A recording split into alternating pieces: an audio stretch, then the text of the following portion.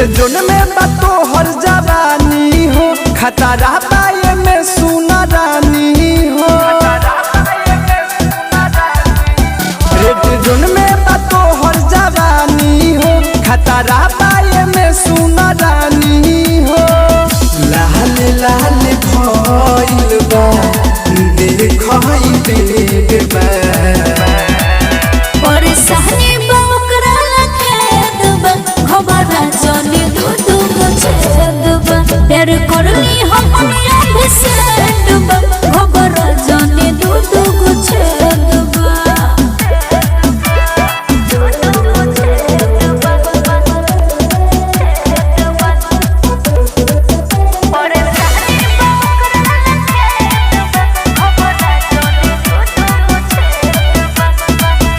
हो जाई दिक्कत राखतनी कंटारल हो सूते दरानी धके नींबू दुनु गोल हो।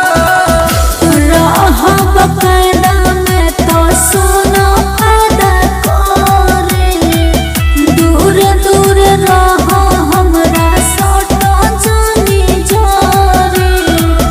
हमारा ना बुझाला ई कौन खेद बा परेशानी बकरा खेद बा खबर चली दूध को छेद बा प्यार करनी हम अभिषेक बा खबर चली दूध को छेद बा।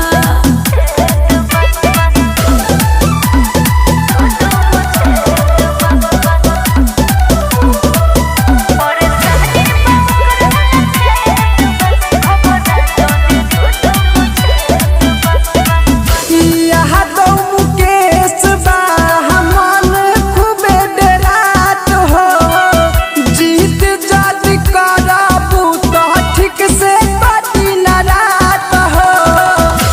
राजा रंगीला दोनों टेंशन मिटाए हो फीलिंग जंगल में पूरा देह ना बोताए हो।